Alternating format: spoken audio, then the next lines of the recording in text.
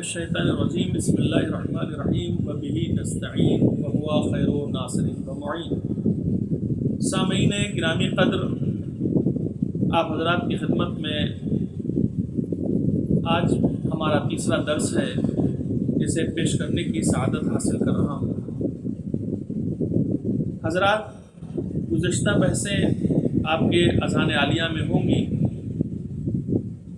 پچھلے درس میں نے نفس کے سلسلے میں کچھ گفتگو آپ کی خدمت میں رکھی تھی اور وہی مطالب آپ کے سامنے پیش کیے گئے تھے۔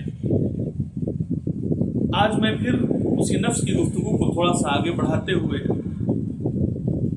آپ کی خدمت میں یہ بات عرض کرنا چاہتا ہوں کہ خداوند عالم قرآن مجید میں نفس کے سلسلے میں ارشاد فرماتا ہے، سنریہم آیاتنا فی الآفاق وفی انفسہم حتی یتبین لہم انہ الحق۔ دیکھیں کتنی خوبصورت آیت ہے۔ خداوند عالم نے اس آیت میں ارشاد فرمایا، ان قریب ہم انہیں دکھائیں گے اپنی نشانیاں پوری کائنات میں، فی الآفاق کائنات میں، عالم میں ہم انہیں اپنی نشانیاں دکھائیں گے۔ اور کہاں دکھائیں گے؟ وفی انفسہم، اور ان لوگوں کے نفسوں میں بھی دکھائیں گے اپنی نشانیاں۔ یعنی جو آیت اللہ ہے یہ کائنات میں ہی پھیلی ہوئی چیز نہیں ہے، بلکہ اگر انسان غور کرے اپنے نفس کے اوپر تو نفس کے اندر بھی، انسان کے اندر بھی جو نفس پایا جاتا ہے اس میں بھی اللہ نے نشانیاں رکھی ہیں۔ ابھی میں انشاءاللہ جب آیت کی وضاحت کروں گا تو آپ کی خدمت میں کچھ باتیں پیش کروں گا جس سے آپ اور متوجہ ہوں گے اس بارے میں۔ حتی یتبین، کیوں اللہ ایسا کرے گا؟ تاکہ روشن ہو جائے، لہم انہ الحق، ان کے لیے حق روشن ہو جائے، ذات پروردگار روشن ہو جائے۔ اس لیے خداوند عالم نے پوری کائنات میں اپنی نشانیاں رکھی ہیں اور خود انسان کے نفس کے اندر بھی نشانیاں رکھی ہیں۔ یہ عین آیت ہے قرآن مجید۔ اس کے دو حصے ہو گئے۔ ایک اللہ تبارک و تعالیٰ ارشاد فرما رہا ہے، ہم نے پوری کائنات میں، پورے عالم میں ہم نے اپنی آیتیں رکھی ہیں، اپنی نشانیاں رکھی ہیں۔ آیات یعنی نشانیاں، اور نفس کے اندر بھی رکھی ہے، نفوس کے اندر بھی رکھی ہے۔ رسول اللہ صلی اللہ علیہ وآلہ وسلم نے فرمایا، ان لقتل الحسین حرارۃ فی قلوب المؤمنین لا تبردوا ابدا۔ بے شک قتل امام حسین مومنین کے قلب کی ایک ایسی حرارت ہے جسے کبھی کوئی ٹھنڈا نہیں کر سکتا، اور اس حدیث کی بہترین دلیل 40 امام حسین ہے۔ اب آئیے تھوڑا تھوڑا تجزیہ کیا جائے، غور کیا جائے دونوں مسئلوں پر۔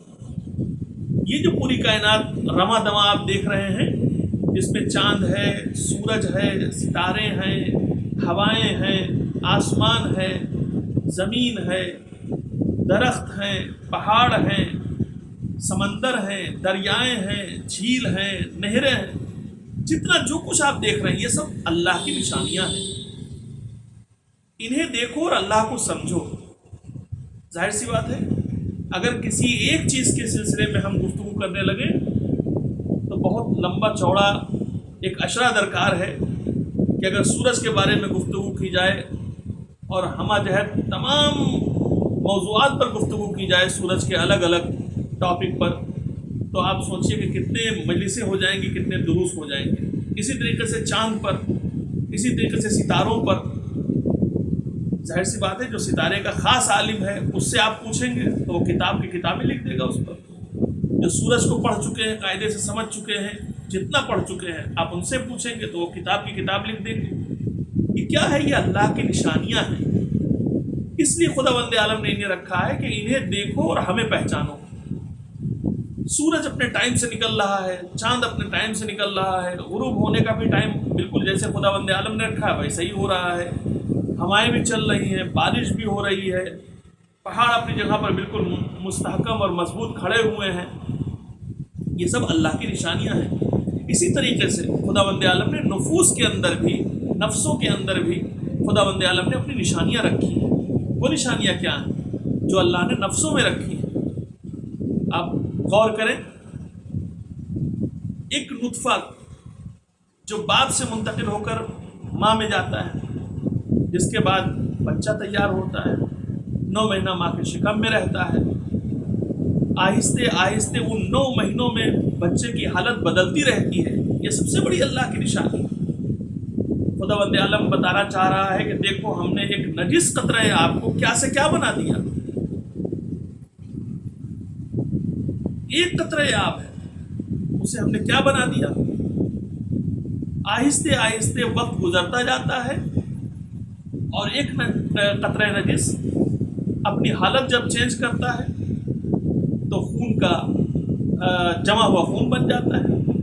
جب وہ جمع ہوا خون اپنی حالت بدلتا ہے تو گوشت کا لوتھڑا بن جاتا ہے۔ جب گوشت کے لوتھڑے کی حالت بدلتی ہے تو اس پر کھال چڑھ جاتی ہے، اس کے اندر ہڈیاں پیدا ہو جاتی ہیں۔ یہ کیا ہے؟ یہ اللہ کی نشانیاں ہیں۔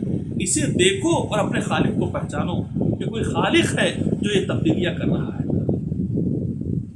نفس کوئی آسان بات نہیں اس کا سمجھنا، اتنی جلدی کسی کے سمجھ میں بھی نہیں آتا نفس۔